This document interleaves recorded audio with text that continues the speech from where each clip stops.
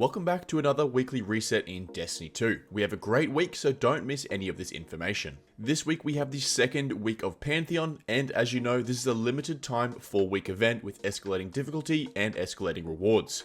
This is the same week as last week, however they have added Oryx into the rotation as the final boss from King's Fall. They have also dropped the light by another 5, so you are now 10 light under the enemies. So if you're chasing the title, rewards, or the emblem from this activity, make sure you jump in there and do it this week. There's quite a few bonuses this week that I want to mention right off the rip, starting with daily red border weapons dropping from current seasons. Yes, that's right. As you can see on your screen right now, until the launch of the final shape, seasons 20, 21, 22, and 23, or basically all of the seasons currently in the helm, if you do the said activity for that season, you will receive a free red border weapon that you don't have every single day. This red border weapon is obviously from that season, so if you're missing any weapons, just jump in there and do the activity for that season at least once a day until you get all 5 crafted. This is massive guidance, do not miss this. We also have 3 new Crucible maps live, and along with it we also have double reputation gains for Crucible. So if you're still trying to reset or get max rank with Shax in the tower, this is your weekend to do it because it is double reputation for the whole week. Now of course, jumping back into the usual stuff. Don't forget to swing by Raoul in the tower and buy all of your weekly Ascendant alloys. These are very important to get those enhanced weapon perks when crafting.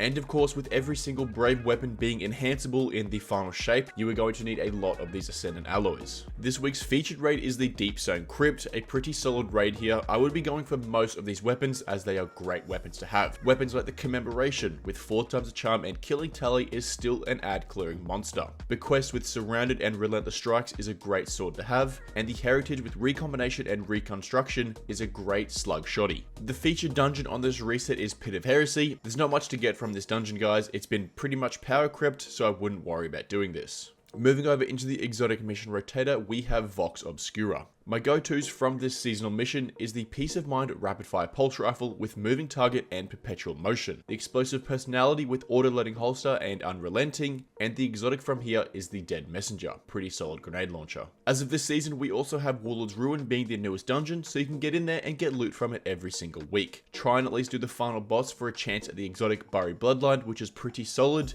and of course try and get your hands on an Indebted Kindness with Volt Shot, one of the best sidearms in the game, which you are definitely going to need to fight the Witness. The same thing goes for Crota's End, so jump in there and at least do the final boss once to buy your red border at the end of the raid. Don't forget to swing by the helm and purchase your free weekly red borders from Riven if you haven't already done this, because you want to get these crafted before the final shape. Of course, you can still do the daily missions from Season of the Wish, but you can also buy the red borders as well to speed this process up.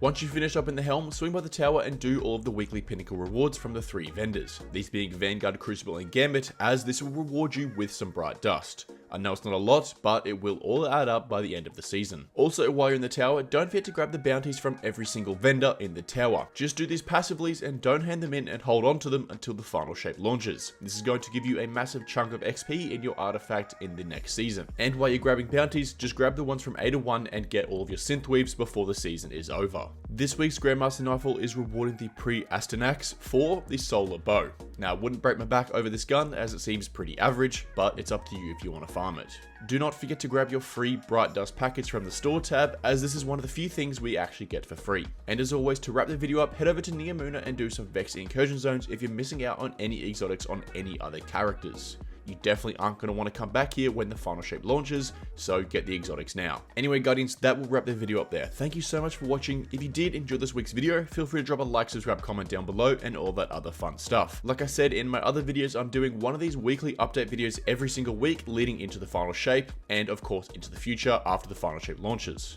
I hope you guys take full advantage of this week in Destiny 2, and I'll see you in the next video. Later.